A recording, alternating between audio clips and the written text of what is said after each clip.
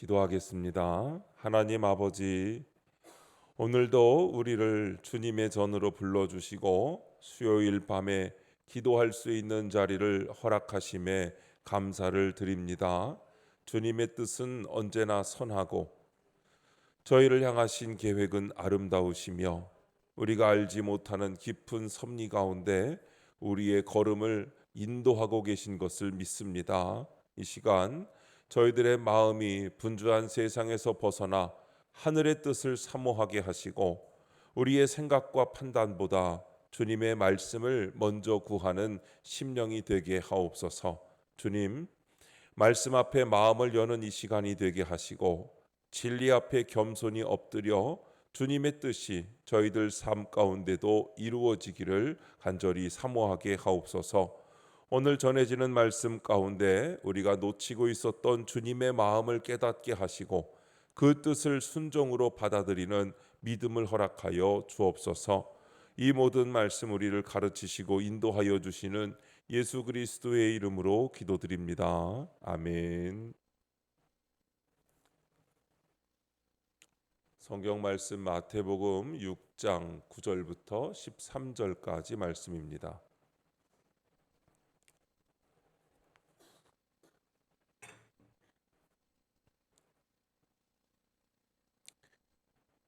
다 함께 한 목소리로 읽겠습니다. 그러므로 너희는 이렇게 기도하라. 하늘에 계신 우리 아버지여, 이름이 거룩히 여김을 받으시오며 나라가 임하시오며 뜻이 하늘에서 이루어진 것 같이 땅에서도 이루어지이다.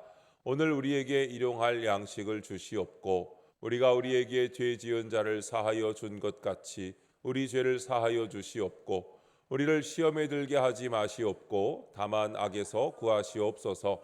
나라와 권세와 영광이 아버지께 영원히 있사옵나이다. 아멘.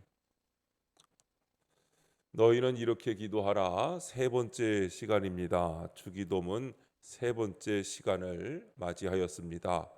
주기도 말씀을 나누면서 여러분이 기도는 쉽다, 필요하다, 좋은 것이다 라는 것을 알게 되면 성공입니다. 오늘은 하나님의 뜻과 계획이 우리의 삶에 어떤 영향을 미치는가, 우리는 어떤 자세를 가져야 하는가를 살펴보려고 합니다. 예수님은 우리에게 기도할 때 뜻이 하늘에서 이루어진 것 같이 땅에서도 이루어지도록 기도하라고 가르치셨습니다. 여기서 말하는 뜻이란 사람의 뜻이나 이 세상의 뜻이 아니고 하나님의 뜻을 의미하는 겁니다. 로마서 12장 2절 말씀을 보면 너희는 이 세대를 본받지 말고 오직 마음을 새롭게 함으로 변화를 받아 하나님의 선하시고 기뻐하시고 온전하신 뜻이 무엇인지 분별하도록 하라 하고 말씀하고 있습니다.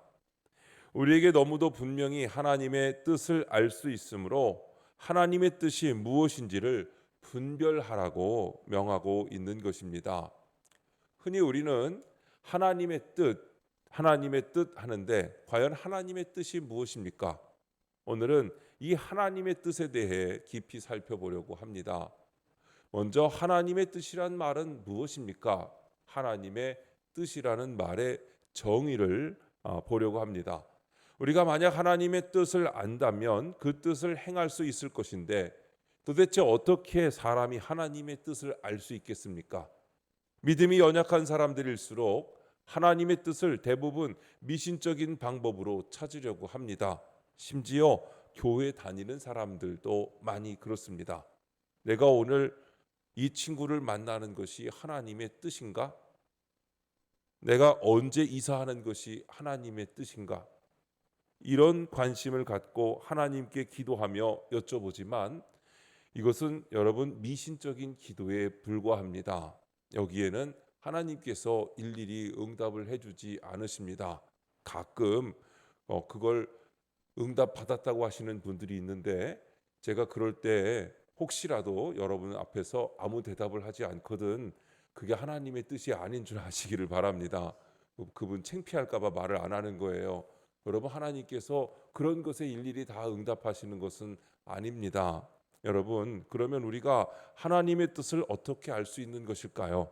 성경은 하나님의 뜻을 우리에게 원리적으로 제시해 주고 계십니다. 이것은 마치 우리가 수학 공식을 알면 모든 문제를 거기다가 대입해서 풀 수 있는 원리와 같이 우리가 말씀을 통해서 하나님의 뜻에 대한 원리를 알면 모든 생활 속의 크고 작은 사건과 모든 삶의 상황에 이 원리를 그대로 적용만 하면 어떤 문제든지 해결할 수 있기 때문입니다. 그 원리에 대해서 상세하게 기술된 것이 바로 우리가 가지고 있는 성경이죠.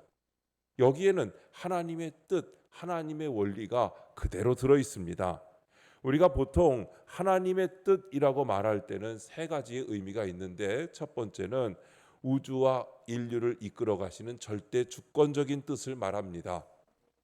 이것은 창조주 하나님의 장엄하신 계획과 오묘하신 뜻이죠. 이사하는 날 비가 올지 안 올지를 여쭤보는 그 뜻과는 굉장히 크게 다릅니다. 우리는 이 위대하시고 존엄하신 하나님의 계획과 섭리와 뜻을 다 알지 못합니다. 이것은 감추어진 비밀입니다. 하나님만이 알고 계십니다. 우리는 원대하시고 궁극적이고 절대 주권적인 하나님의 뜻에 대하여 하나님 계획하신 대로 그대로 이루소서라고 기도할 뿐입니다. 두 번째는 성경 말씀을 주신 뜻이 있습니다. 데살로니가전서 5장 16절부터 18절에 보면 항상 기뻐하라, 쉬지 말고 기도하라, 범사에 감사하라, 이것이 그리스도 예수 안에서 너희를 향하신 하나님의 뜻이니라 하고 말씀합니다.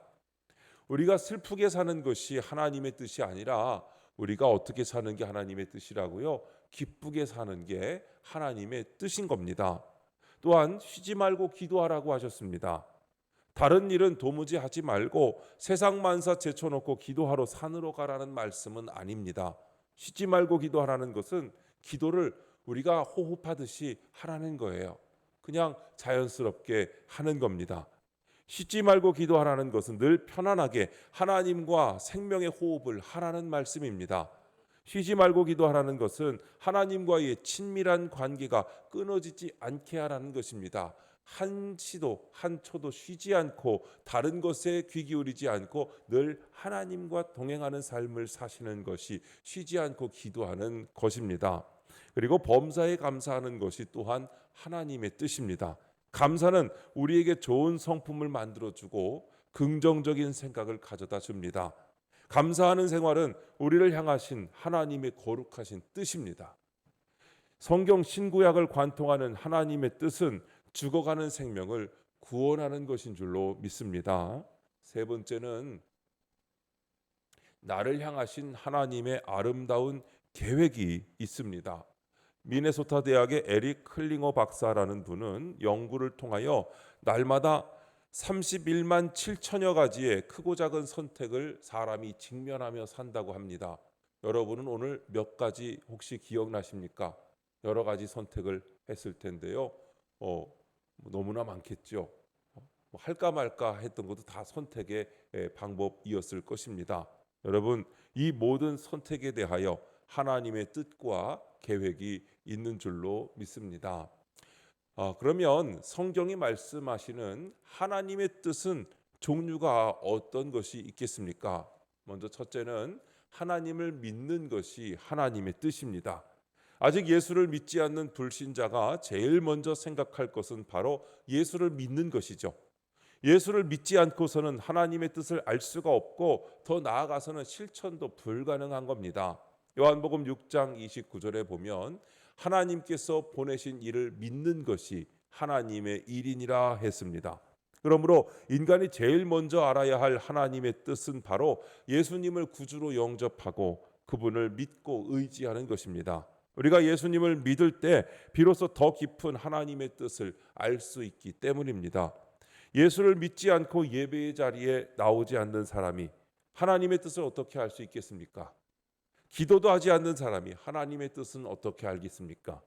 예수를 믿지 않고 예배를 드리지 않고 기도의 자리에 나오지 않는 사람은 하나님의 뜻을 알 수가 없는 것입니다.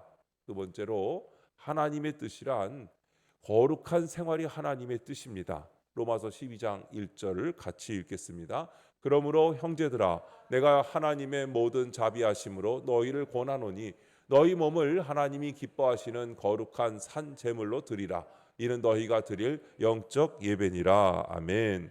다시 말해 성도 각 사람들이 신앙이 성장하여 하나님이 기뻐하시는 거룩한 삶을 사는 것이 하나님의 뜻이라고 말씀하고 있습니다.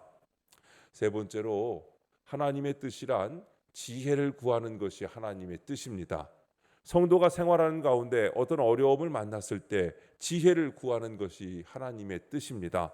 진퇴양난의 형편에서, 결정하기 어려운 형편에서, 말로 표현할 수 없는 답답한 형편에 있을 때, 철병거를 만난 것 같은 상황일 때 지혜를 구하는 기도는 바로 하나님의 뜻에 합당한 기도인 줄로 믿습니다. 여러분 성경을 같이 읽겠습니다. 야고보서 1장 5절 시작. 너희 중에 누구든지 지혜가 부족하거든 모든 사람에게 후히 주시고 꾸짖지 아니하시는 하나님께 구하라. 그리하면 주시리라. 아멘. 솔로몬이 왕위에 올랐을 때 기브온에서 하나님께 일천번제를 드리죠. 그랬더니 여호와께서 솔로몬의 꿈에 나타나서 내가 너에게 무엇을 줄고 너는 구하라 하십니다. 그때 솔로몬은 지혜를 달라고 구했습니다. 열왕기상 3장 12절에 내가 네 말대로 하여 내게 지혜롭고 총명한 마음을 주노니 내 앞에도 너와 같은 자가 없었거니와 내 뒤에도 너와 같은 자가 일어남이 없으리라 하고 말씀하시면서 솔로몬이 구한 지혜뿐 아니라 그 위에 부귀와 영화도 더하여 함께 주셨습니다. 지혜를 구하는 것, 그것은 하나님께서 우리에게 원하시는 하나님의 뜻인 줄로 믿습니다. 네 번째로 하나님의 뜻이란 인생을 위해 가장 좋은 것을 구하는 것입니다. 하나님은 언제나 우리에게 가장 좋은 것을 주시기를 원하십니다. 예수님은 기도를 가르치시면서 마태복음 7장 11절에 너희가 악한 자라도 좋은 것으로 자식에게 줄 알거든 하물며 하늘에 계신 너희 아버지께서 구하는 자에게 좋은 것으로 주시지 않겠느냐 하셨습니다. 여러분 이게 하늘에 계신 아버지께서 구하는 자에게 좋은 것을 주시겠다는 거예요? 안 주시겠다는 거예요? 주신다고 하신 줄로 믿습니다. 우리가 구하면 하나님은 언제나 기쁘게 주시는 분인 것을 여러분 믿으시기 바랍니다. 세 번째로 그러면 어떻게 하면 하나님의 뜻을 발견하며 인도받을 수 있을까요? 먼저 하나님을 믿고 확신하고 발견하는 것이 필요합니다. 어떤 사람에게는 태어날 때부터 하나님이 그의 가는 길을 가르쳐 주시기도 합니다. 세례 요한이나 삼손, 사무엘은 처음부터 부름을 받았죠. 어떤 사람에게는 살아가는 중간에 인생의 목적과 하나님의 부르심을 발견하도록 하십니다. 하나님은 아브라함을 중간에 우상의 땅 갈대아 우르에서 불러내셨죠. 주님은 마태를 중간에 세무서에서 부르셨습니다. 바울을 중간에 다메섹 가는 길에서 부르셨죠. 성경에 이름이 나오는 사람만 하나님이 부르시는 사람들일까요? 그렇지 않습니다. 하나님은 그때나 지금이나 모든 사람을 향하신 하나님의 계획하심과 뜻을 가지고 계신 줄로 믿습니다. 하나님은 이름이 알려진 사람이나 그렇지 못한 사람이나 누구에게든지 계획과 뜻을 가지고 계십니다. 한 인생을 향하신 하나님의 뜻은 그 사람에게 독특한 것이고 유익한 것이고 선한 것입니다. 하나님은 저를 목회자로 부르셨습니다. 저는 젊은 20세 청년일 때 대학에 가면서 신학교를 가게 됐죠.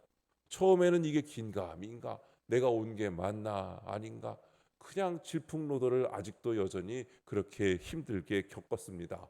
그런데 그것조차도 하나님께서 저를 은혜 가운데 인도하시려는 과정이었던 것을 저는 아주 나중에 알게 되었습니다. 그리고 하나님은 저에게 목사 안수를 받게 하시고 또 하나님의 귀한 교회 임마누엘 교회도 맡겨주신 줄로 믿습니다. 이제 무엇을 해야 하며 어떻게 해야 하는지 알게 하십니다. 전혀 의심이나 갈등이나 회의가 없고 질풍노도는 더 이상 존재하지 않습니다. 그래서 복음 안에서 흔들리지 않고 물러서지 않게 해주셨습니다. 여러분, 그런데 이렇게 목사나 선교사만 부르십니까? 목사나 선교사에게만 하나님이 계획과 뜻을 갖고 계십니까? 그렇지 않다는 것입니다. 여기 앉아 계신 여러분 한 사람 한 사람이 하나님께 특별한 사람들인 줄로 믿습니다. 여러분 한 사람 한 사람은 좋으신 하나님 아버지의 사랑을 받는 존재이고, 하나님은 여러분 한 사람 한 사람에게 놀라우신 계획과 선하신 뜻을 가지고 부르고 계신 줄로 믿습니다. 여러분 이 사실을 확신하시기 바랍니다. 나에게 뜻을 두고 계신 하나님께 감사와 영광을 돌립니다라고 날마다 고백하며 살 때 한평생 세상 살면서 가장 가치 있게 살아가게 될 줄로 믿습니다. 두 번째로, 우리는 기도해야 합니다. 예수님이 기도를 가르쳐 주셨습니다. 평상시에 호흡하듯이 기도하는 것이 필수적이지만 어려운 일이 있을 때, 중요한 결정을 내려야 할 때, 난관이나 시험에 부딪혔을 때, 그때는 특별히 더 기도할 필요가 있습니다. 하나님 아시지요 하면서 기도하는 것은 숨쉬는 기도입니다. 그런데 특별히 더 기도할 때가 있죠. 여러분, 예수님도 평상시에 늘 기도하셨겠지만 중요한 일을 앞두고는 특별히 기도하신 것을 봅니다. 12제자를 선택해서 그 명단을 발표하실 때 그때는 산에 가서 일부러 더 기도하셨죠. 십자가 고난을 앞에 두고 겟세마네 동산에 올라가셔서 땀방울이 핏방울이 되도록 더 기도하셨습니다. 기도하는 사람에게 성령의 인도하심을 보여주시기도 합니다. 전도자 빌립에게 성령님은 에티오피아 재무장관을 만나서 예수 복음을 전도하도록 길을 받고 광야길로 가도록 인도하셨죠. 성령님은 전도자 바울에게 가던 길의 방향을 바꿔서 배를 타고 마케도니아로 건너가라고 인도하셨죠. 오늘도 여러분 기도하는 사람에게 성령님은 동일하게 역사하시고 인도하여 주시는 것을 믿으시기 바랍니다. 성령님의 인도하심은 막연한 것이 아니라 분명한 것입니다. 성령의 인도하심을 받는 사람은 불안하거나 초조하지 않습니다. 그것은 평안이고 확신이기 때문입니다. 평상시에 호흡하듯이 기도하시고 특별한 일이 있을 때는 특별히 기도하는 여러분 되시기를 바랍니다. 좋은 길로 합력하여 선을 이루는 길로 주님께서 인도하여 주실 것을 믿습니다. 세 번째로, 어떻게 하면 하나님의 뜻을 발견하고 인도하냐면 신앙적인 사람들과 교제하셔야 합니다. 사람이 한평생 살아가면서 누구를 만나고 무엇을 경험하느냐 하는 것은 대단히 중요합니다. 잘못된 만남은 스트레스이고 불행이고 인생의 실패를 가져올 수 있지만, 여러분 복된 만남은 한 사람의 생애에 큰 축복이 되는 줄로 믿습니다. 사랑하는 우리 성도 여러분, 여러분은 힘들 때 교회에서 누가 생각나십니까?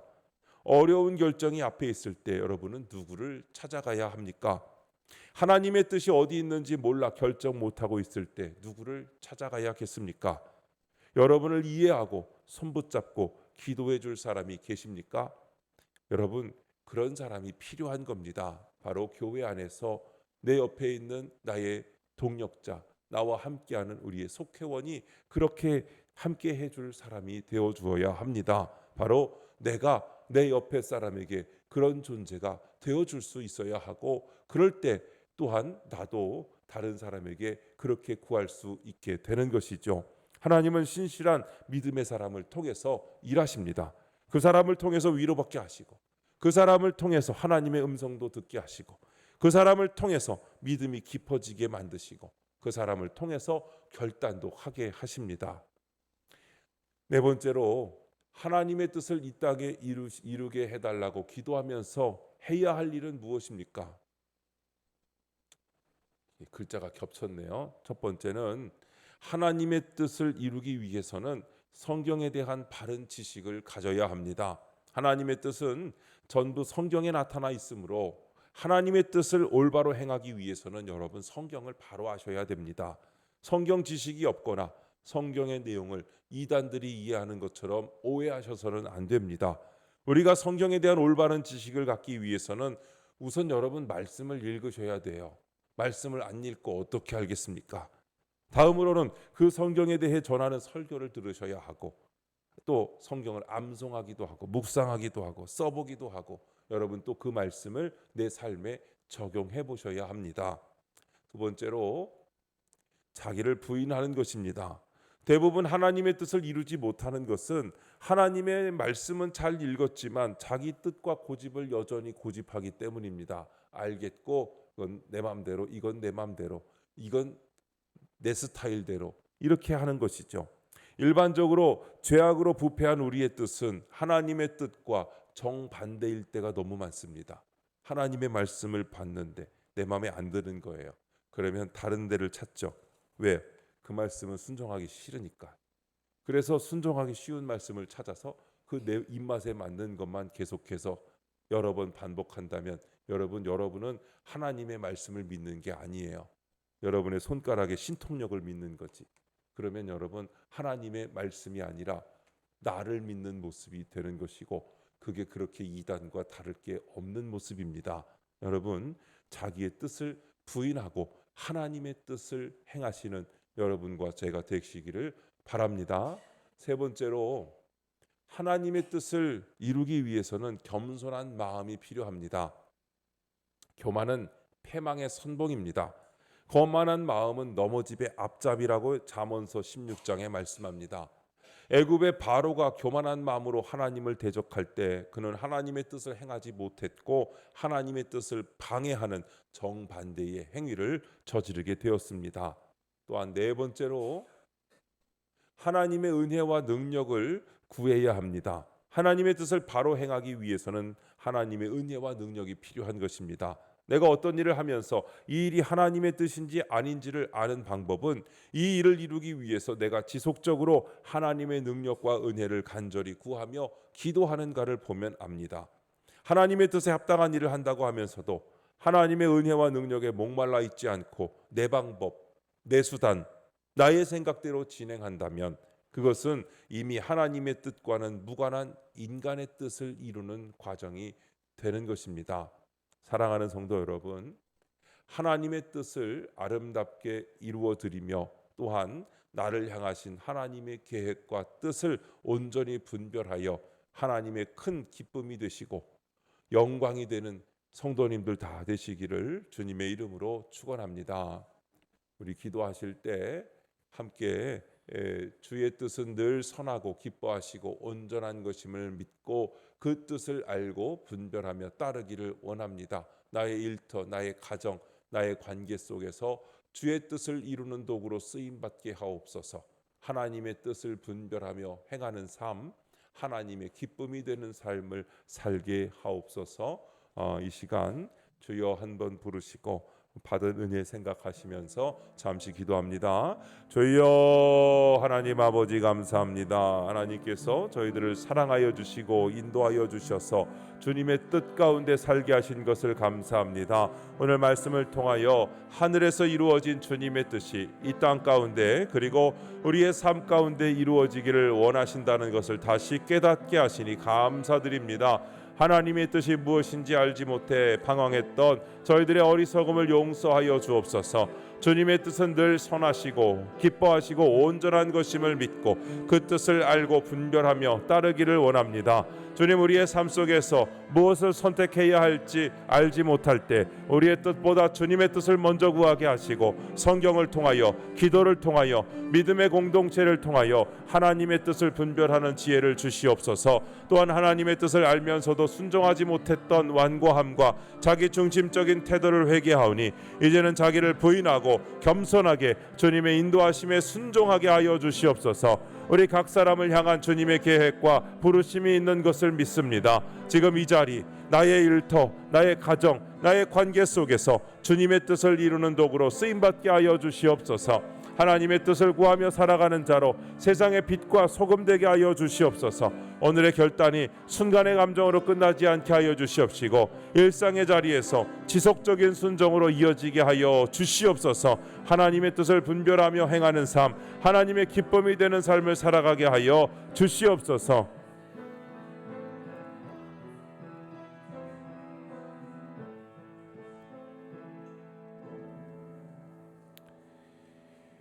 예수님의 이름으로 기도드립니다. 아멘.